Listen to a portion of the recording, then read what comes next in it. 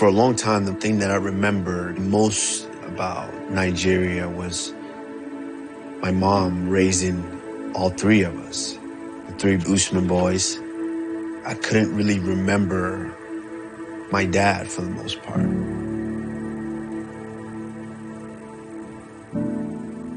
It's very hard when you're growing up like that. It's very hard to forget the way that the whole village raised us. Of course, when we needed food, we grew food. We grew tomatoes, we grew crops, things of that nature. So that was a part of how we were surviving. But also, my mother was a teacher. And on top of that, we owned a convenience store, which we sold pretty much everything. My mom was an ultimate hustler while my dad was gone. And I didn't understand that for the most part, why my dad wasn't there. But then when my dad came back, and I remember it was such a big deal to just everyone in the village, I'm like, oh, that's my dad.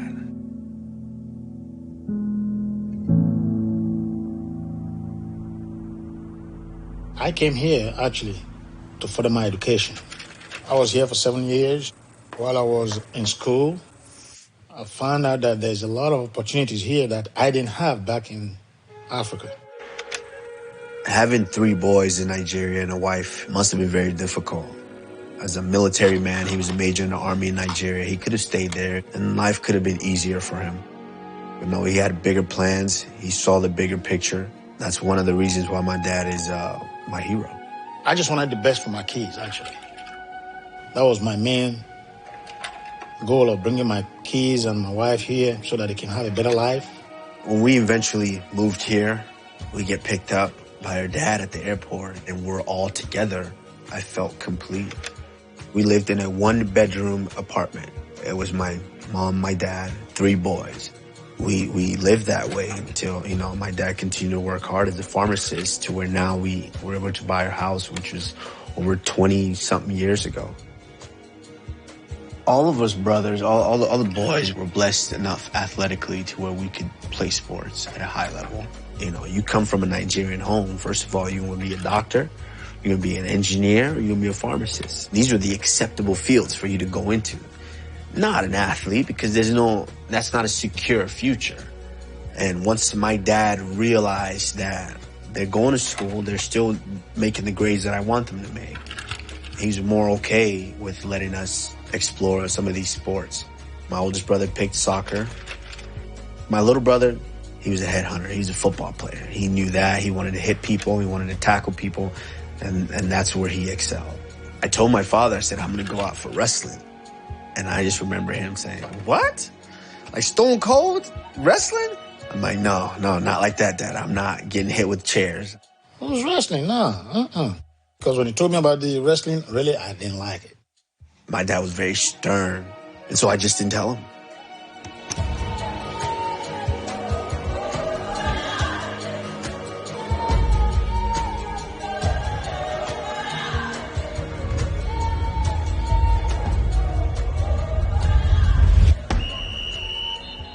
Until my junior year. I think my mom is the one that actually caught me because I was wrestling in a city tournament, which was televised. And my mom happened to be flipping through TV one day, and here I was on TV wrestling. And my son, what you do for TV? What were you doing on TV? And I had to explain to her. Towards that senior year, I think that's when my father realized that I was at, because I'm sure she told him. The first tournament that he actually came to, which was the state tournament, he came in and he actually found me. And when I got there, a lot of folks were asking me, are you Kamaru's dad? Are you Kamaru's dad? And I was kind of ashamed of being so absent from most of his fights. But they don't understand kind of the dynamic. My dad was always working. My dad was a very, very, very hardworking man. It was ambition that said that, you know what, I need to go study abroad. I need to go to the U.S. to study because I want to make something of myself. Which also led to him saying that I don't just want to work for somebody for the rest of my life. I want to start my own business. When I got into the ambulance business, I didn't know much about the business. I'm a pharmacist. I bought the trucks. The state came. They certified my company. His ambulance company was like, I think top 2, top 3 in Dallas. I was like an investor. Like I opened the business, I owned the business, but I hired the professionals, like the paramedics and the EMTs. The next step in order to grow it more was to, hire an outside billing company that's going to come in and bill for you while you're running your company. And so he hired them, and the company were doing things that were on the up and up. One fateful day, I think they came to raid, they called it Operation Easy Ride or something like that, where they raided about 12 ambulance companies. They came and seized all my ambulances. They froze all my account, basically shutting down my business. And what they were alleging was we were picking up patients that were not qualified. I'm like, how do we know they were not qualified? I mean, they call us, and we go pick them up. And honestly, at that point, my dad's company was big enough to where I couldn't tell you that if he knew what the day-to-day was of each and every aspect of the company. What my attorney told me felt there was nothing criminal about what we were doing. So she said we should settle with the government because they spent money in investigating me. So we settled, everybody went about their business. So I thought everything was over. Until 2 years, 9 months, something, I was out of the business. I was not doing the business no more. I was on my own thinking that everything was over. Early in the morning, I saw SWAT team in my house, banging the door.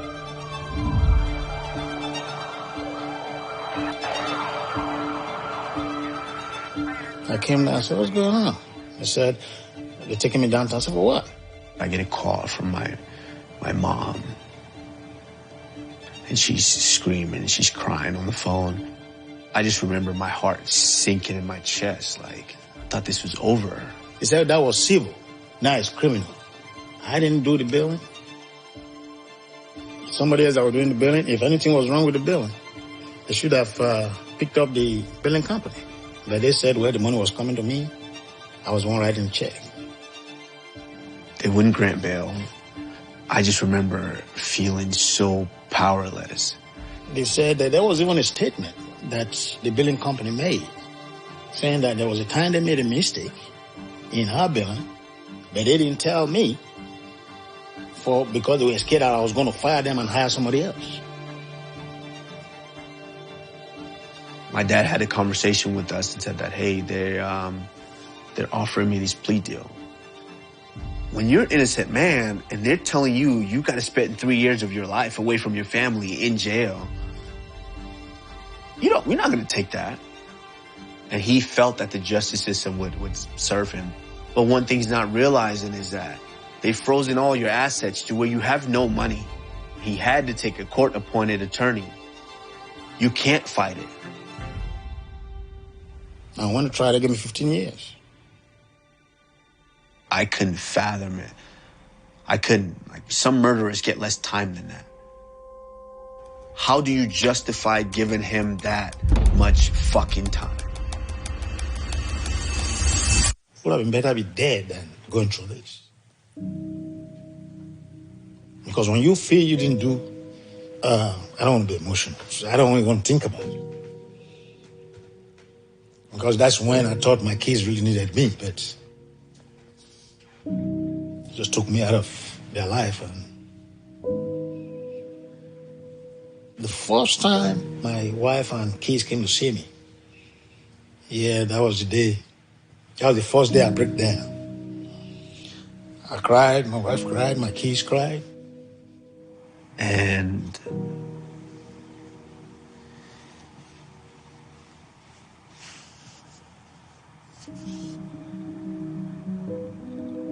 seeing my father for the first time, having to go into the facility. At that point, he's just a number in the system. And having him come in and hold his family. And I have to put myself in his reality, that he has to go into a cell. And then for me to have to get in the car and drive away, and he has to stay there. It floored me big time.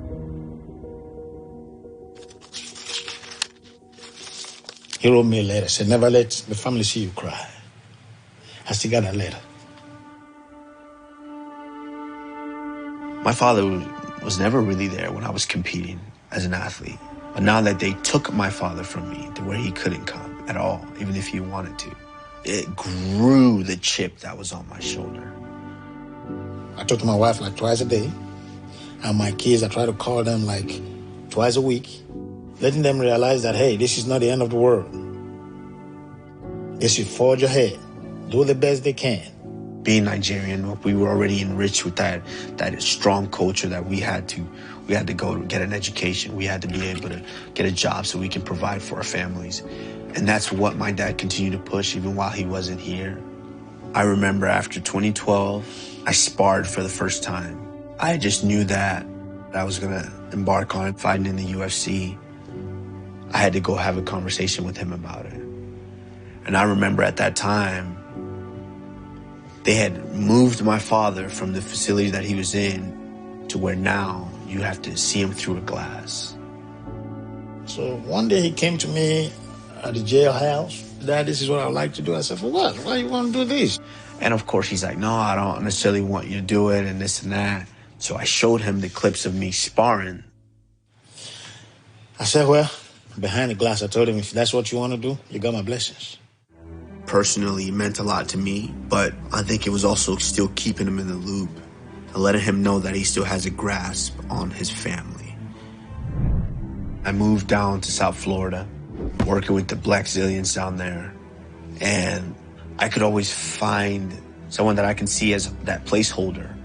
The men that I looked up to, like Rashad Evans. And just the way they carry themselves, they all had certain qualities that my father had. Because when those men spoke or when they gave me any advice about certain things, I listened. And then an opportunity presented itself. The Ultimate Fighter goes to South Florida. Two of the best MMA teams in the world compete. I remember the last time I visited my father, he told me that their workrooms, they have TVs in there. And he told me, he said that UFC stuff is always on the TV there. And so it was kind of a little extra push for me to commit to doing the show because there was a possibility that my father was going to be able to see it. I'm fighting for my future, my life, my family's future. I'm fighting for financial security for my daughter. Who will represent your team for the first fight? Please step forward. The first fight that Kamaru had was very nerve-wracking for me. The whole prison knew that he was fighting, so everybody was sitting down watching. So I'm like, this is really what my son is getting into? Ready? Let's do it!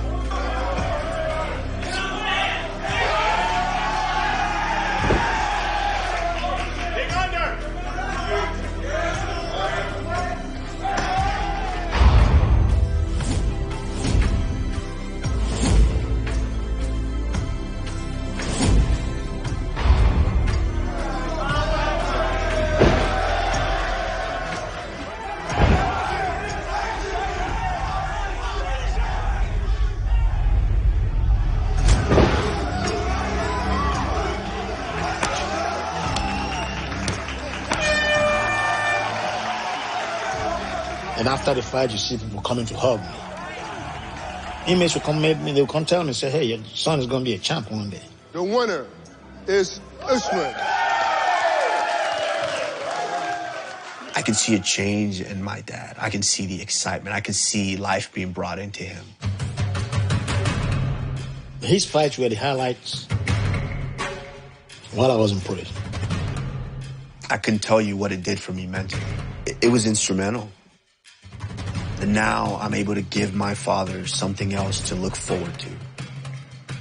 And he's able to share with the people that were around him on a daily basis that, hey, that's my son.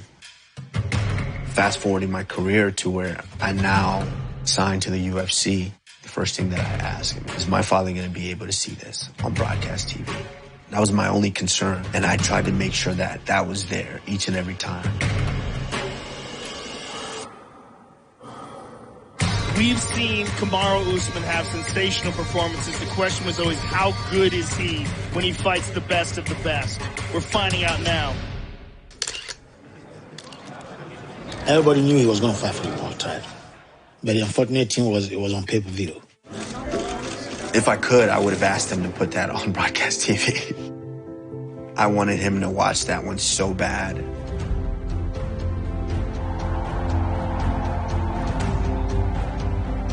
Even though he wasn't there physically, I could feel that his spirit was around me. One man leaves Las Vegas, the undisputed UFC welterweight champion. Usman immediately moving forward, putting pressure on the champ. Oh, big uppercut. That got Woodley's attention, now 2 more. What we were watching was the highlights. The CEOs, correctional officers, were letting us know what is going on. That's it. We got a new champ, folks. Africa unite. Kamaru Usman has done it. Before that night was over with, we saw the breaking news.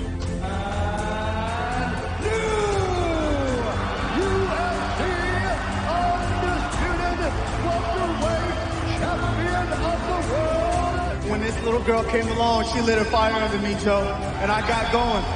The welterweight champion of the world, ladies and gentlemen, Kamaru Usman. Who's the champion?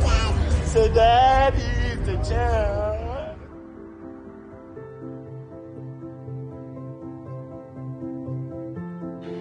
I limped to the back, and while I limped to the back, it was the first call that my brother was on the phone. Here, talk to your dad. I shed tears. I cried. When he won the belts, I cried. Then everybody was hugging me and all this stuff. I cried. The joy that he felt, I could feel it all the way through the phone. And it's a moment that I would never forget for the rest of my life. Oh, that's really made me even more popular in prison than out here. What is it like to be the champ? This is fresh for you. Oh, well, first of all, I just want to say, man, it's such an honor to be here. My father's been incarcerated since 2009. And this is the first time really I'm ever talked about it. And when is your dad due for parole? Lo and behold, Great Tesh, the attorney that heard me talk about this through the Joe Rogan show. He was the one who wrote those final letters and made some of those final calls to where it kind of helped expedite the process to where he's like, hey, your dad's going to be released. They gave me the date, February the 5th. Actually, it was the big coronavirus. I've been gone for almost 11 years.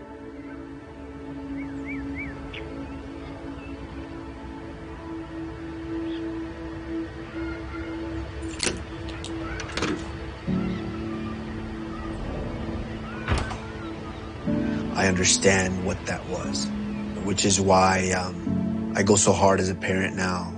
Hey, I didn't even get to see my granddaughter until today.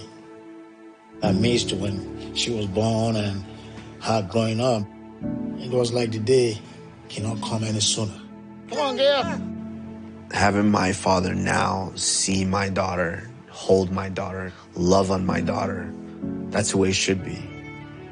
Now I get to understand kind of the importance of his presence in our lives. I've tried the best that I could to raise my kids, and they're now adults. They're raising their own kids. So my main goal, mine, is just to raise my grandkids. Just kind of continue the lineage, the legacy of the name Usman. On behalf of friends and family, I want to thank all you guys for coming out here today to celebrate our housewarming and also to celebrate me and Jessica. Would you make me the happiest man in this house today? Yes. To know that he sat down for 10 years and now you just witness your oldest son ask a woman to marry him. This is my future father-in-law. I can't even put that into words, what I think that is for him. It's been a journey, but Glory be to God. I was blessed. Being a father to me means more than any accomplishment that I've ever achieved, more than any medal or any belt or any achievement that I've ever got.